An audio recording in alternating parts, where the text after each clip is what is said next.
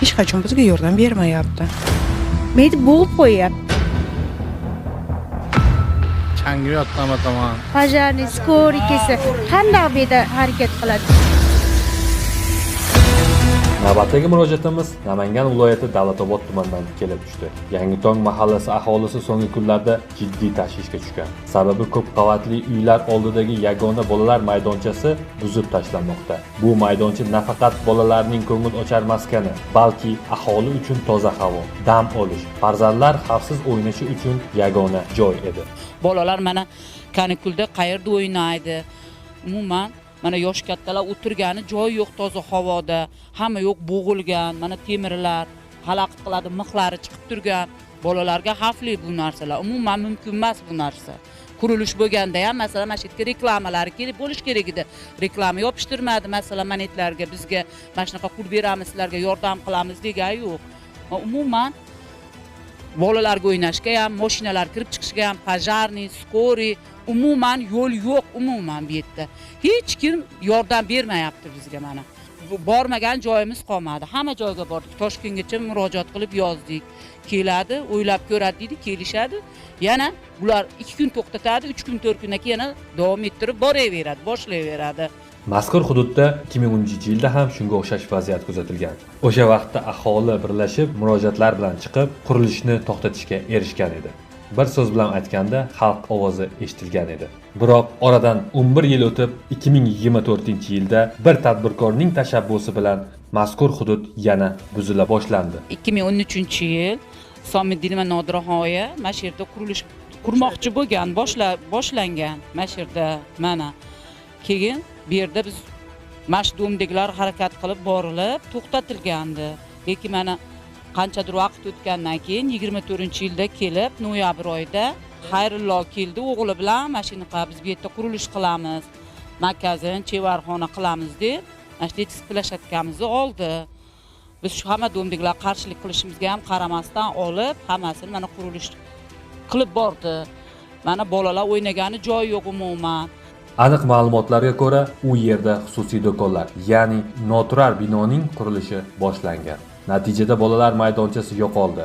Mashinalar qo'yishga ham joy qolmadi. Hududda havo aylanishi cheklandi. Eng alamlisi, xalqning fikri e'tiborga olinmayapti. Qayerga yozsak bizga javob kelyapti. Yo'qmasa sizga javobimiz sudga boringlar. Sudga yurishga vaqtimiz yo'q.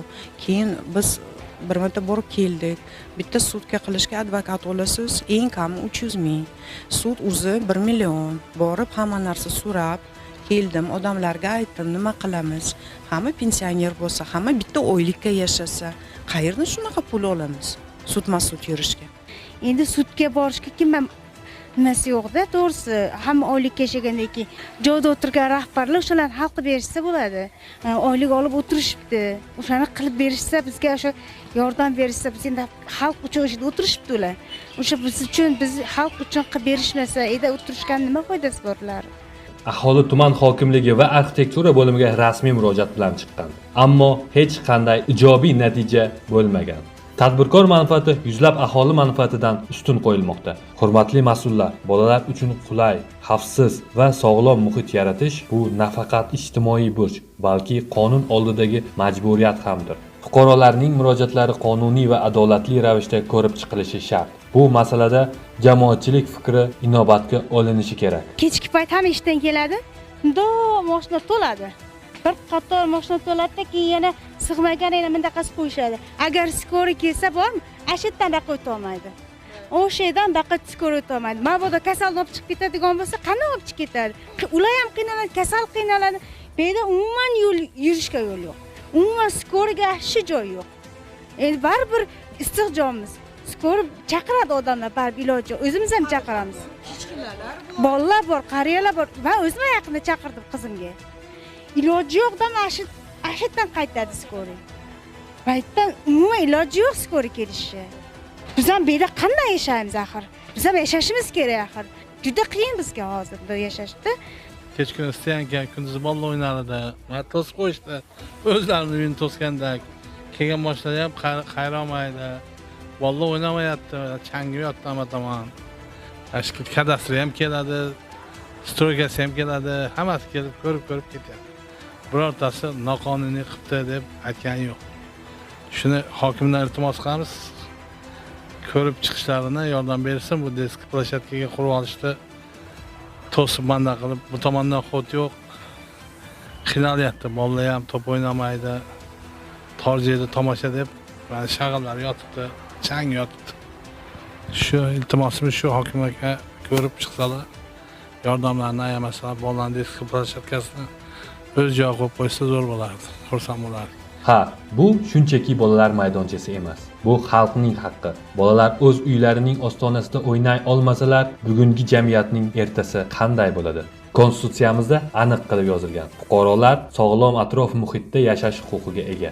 Yuzlab aholi e'tiroziga qaramay, xususiy manfaatni ustun qo'yish na insoniylikka, na bir qonunga to'g'ri keladi. Viloyat hokimimizga biz iltimos qilib qoramiz. Mana shu domdeklar hammamiz mana shu bizni detskiy plashadkamizni qaytarib berishini so'raymiz. Bolalarimiz qiynalmasin. Mana yosh katta qariyalarimiz bor, pensionerlar. Mana shu yerda toza havoda bunday aylanib, birpas mana soya salqinda o'tirishini iltimos qilib boramiz, qilamiz. Qiyinda umuman havo daraxtlar yo'q, umuman mana o'zi ozgina daraxt bor, shu daraxtlar tagida o'tirishga ham mana hozir ko'rib turibsiz, turibpo, qo'noq betonlar, yo'l yo'q umuman. Mana yoqda garajlar bor. Yuray desa qariyalar anetda o'tgay desa, u yoqda qoqilib, vobshe yiqilib tushadi, qarab bo'lmaydi hech qayerga. Hokimiyat va mutasaddi tashkilotlar bu holatga befarq qaramasligi kerak. Xalq ovozini eshitish bu majburiyat. Bolalarning kulgusini quruvchilarning moliyaviy manfaatlariga almashtirmaslik kerak. Misol uchun barcha ko'p qavatli uylarga tutash hududlar, stoyanka, bolalar maydonchalari, ichki yo'llarni boshqaruv kompaniyalariga biriktirib berish bo'yicha topshiriq berganman. Bino ostidagi yerlar kadastr bilan biriktirilgan. Maqsadi bitta, qolgan yerlarni qurilish qilish uchun tadbirkorlarga sotish. Qani topshiriq nazorati, qani qonunning kuchi? Sport maydonchasi, bolalar o'yingohi boshqa maqsadlar uchun berib yuborgan bo'lsa, hammasini aniqlab joyiga qaytarish kerak. Ko'p qavatli uylar tutash hududlarini boshqaruv kompaniyalariga berish bo'yicha hokimlar qarorlarini o'rganib, qonunga zidlarni bekor qilish kerak. Davlat rahbarimiz har chiqishlarida odamlar roziligi bilan ishlashni ta'kidlamoqda. Mana sinov, amalda ko'rsatiladigan vaziyat. Xulosa qilib aytamiz. Yangi do'konlardan avval bolalarga maydoncha kerak. Xalqning murojaati e'tiborsiz qolmasin.